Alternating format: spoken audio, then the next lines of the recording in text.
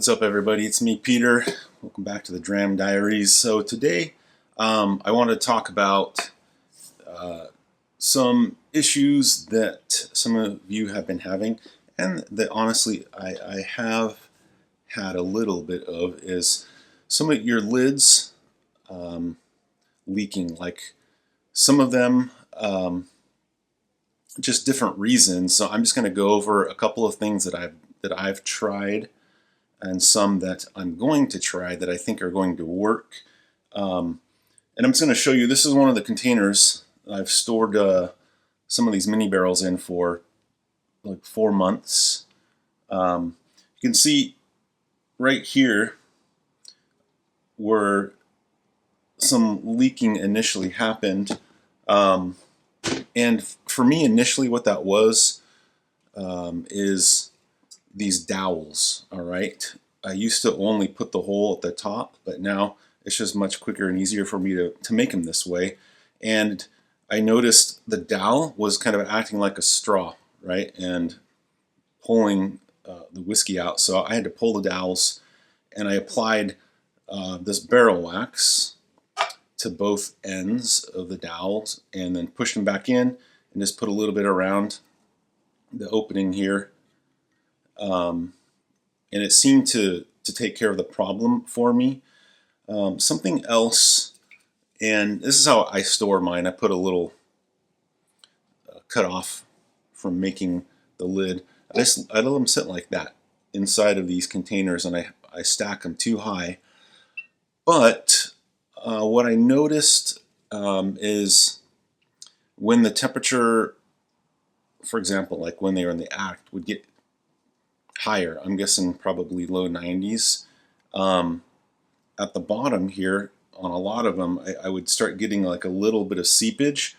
So I started just drawing that up and pushing more of this barrel wax down into that area, and it seemed for the most part to take care of it for me, because I don't think my temps when I had some of these in the attic were getting much above that. But some of you are in hotter areas than where I live, and I think this barrel wax even told me like it's almost liquefying it. So a couple of things. One thing that I did on accident, I had 2 of these mini barrels. This is one of them that I ran out of barrel wax, so I just got a candle, lit it, and then let that wax pull up in the candle, and I just poured it down into here.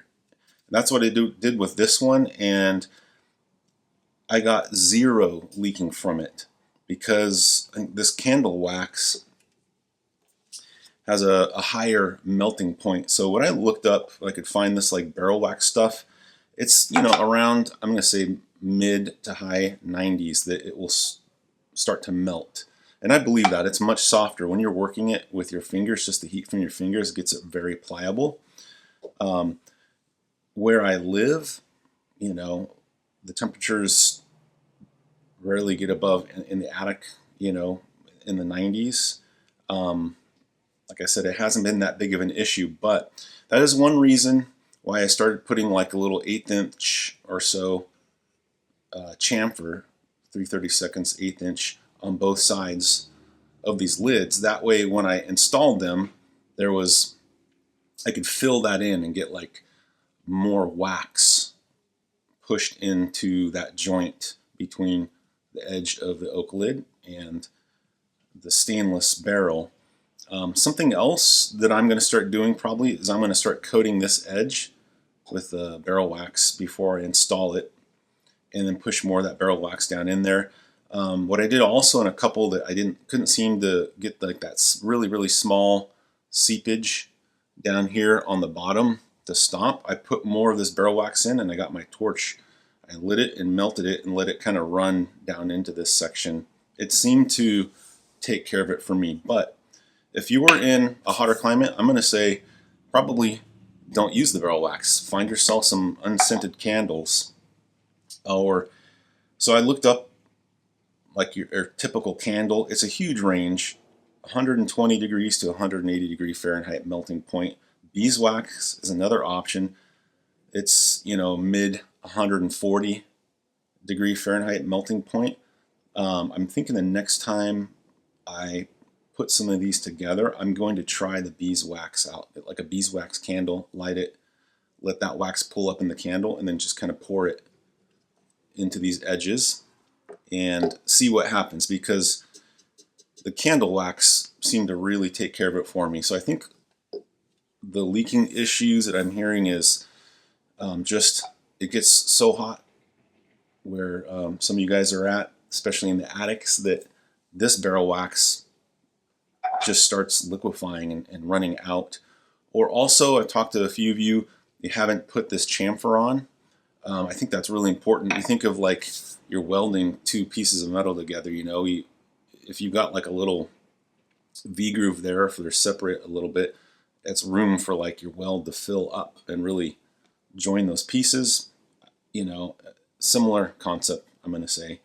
You just need a space to fill so there's more wax creating a seal right there. And again, try sealing these edges, right? I think that's going to help out. So let me know if you try that, you know, and it takes care of that leaking problem. And sometimes I'm just going to say, like, just the oak itself, I've noticed, just I'm guessing because of the grain, just the lid itself just seems to be more porous, like, and it seems to interact more with the temperature of the atmosphere around it, and it just seems to pull more of the whiskey through the oak. So something you might try if you are making these and you're in a hotter area, instead of using this like 13/16 inch thick oak, maybe try like a 5/4 inch thick oak and use some beeswax. I know I am going to probably in a little while start experimenting with some thicker pieces of oak to make the lids out of, because I want to put them in some hotter environments that I have here just to see what will happen. So let me know if you do have those, you know, leaking issues. Try those suggestions out. The ones that I've tried seem to work for me. So yeah, and like I said, if you're just in a hotter area than where I'm at, you're probably going to need a different type of wax. I didn't think about that before, but try like a beeswax. The candle wax for me worked, it did, but I'm guessing beeswax is probably going to be like the best bet to really seal this up and so it won't liquefy. And again, your dowels, coat each end with some wax and start maybe coating this edge of the lid with some wax. Make sure you have a chamfer here so that you can really seal, make it like a thicker wax seal, and it should work out pretty good. Okay, so I have already emptied all my mini barrels. I'm going to fill them up today, but video of the results isn't going to come out for probably a month and a half. So I already have other videos made and they're posted, but really excited. I have got some stuff that's like between 140 and 150 proof and tastes incredible. So, all right, you know, keep letting us know about your experiences. I know some of you have had some, I've heard a couple of you are experimenting with benchmark foolproof, and you've got some of it to like over 140 proof. That's pretty awesome.